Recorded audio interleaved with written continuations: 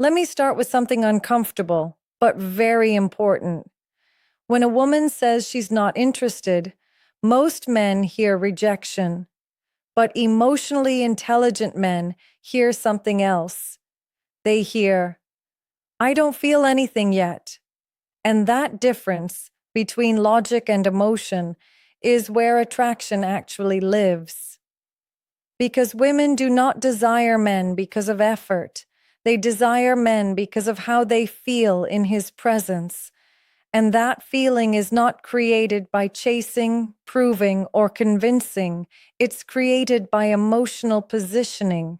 So before we talk about what to do, we need to talk about what to stop doing. Let me ask you something. Have you ever noticed how the men women desire most are rarely the men who try the hardest?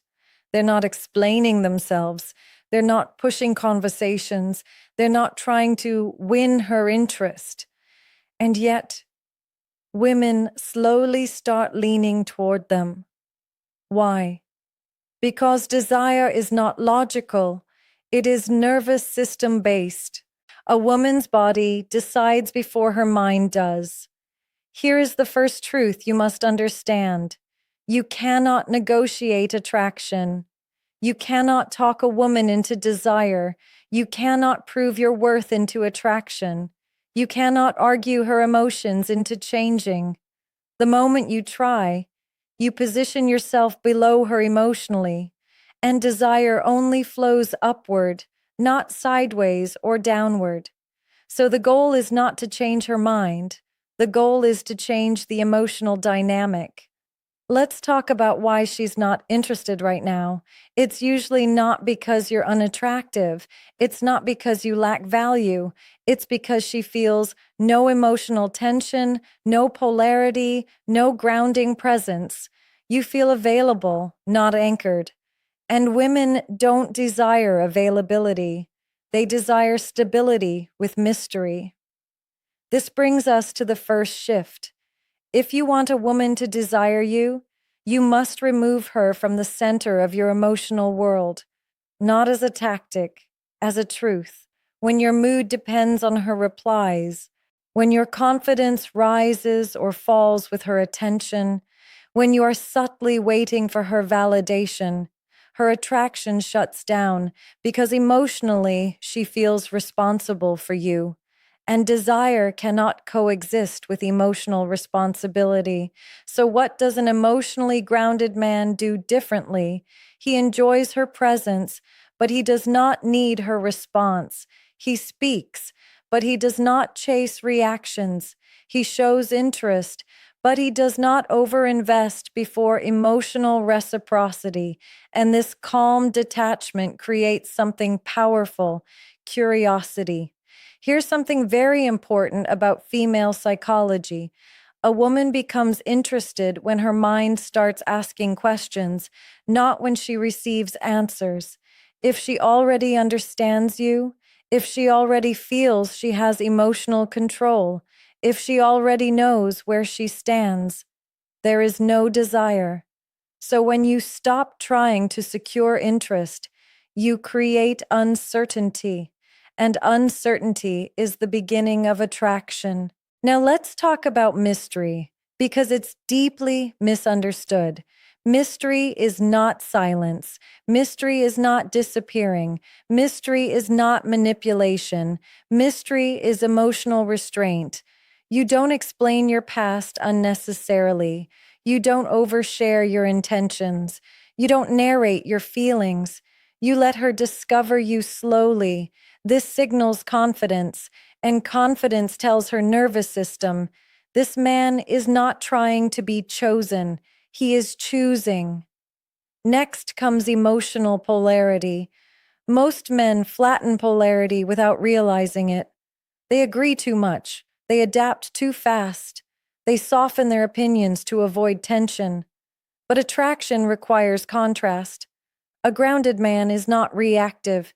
If she tests, he doesn't explain. If she pulls away, he doesn't chase. If she challenges, he stays calm. This calmness does something powerful. It destabilizes her expectations. And when a woman cannot predict a man emotionally, she starts paying attention. Here's a critical shift. Stop trying to make her feel special. Instead, let her feel different around you, different from how she feels with other men. Slower, calmer, more present. You don't entertain her nervous system, you regulate it. And when a woman feels regulated around a man, her body begins to associate him with safety. And safety is the foundation of deep desire. Now let's talk about space. Men are afraid of space. Women are drawn to it. Not emotional distance, but psychological breathing room. You don't rush replies. You don't rush closeness. You don't rush outcomes. You let interactions end slightly early. You let silence exist. And this does something important. It gives her mind room to process you. Desire grows in reflection, not in constant presence. Here's a paradox many men miss. The moment you stop trying to be desired is the moment desire can form. Because you are no longer asking, "Do you like me?" You are saying, "This is who I am." And authenticity is far more attractive than strategy. Now, let's be very clear. This is not about changing who you are. It's about removing behaviors that signal insecurity, over-explaining, over-texting, over-investing early, overreacting emotionally. When those disappear, what remains is presence. And presence is magnetic. What if she still doesn't become interested? Then nothing is lost, because the man who builds himself this way does not depend on one woman's validation. And ironically, that independence is what often makes women circle back, not because you waited, but because you moved on without bitterness. Let me leave you with this. Desire is not something you force. It is something you allow. You allow it by being grounded. You allow it by being emotionally self-sufficient. You allow it by letting women experience you instead of trying to impress them.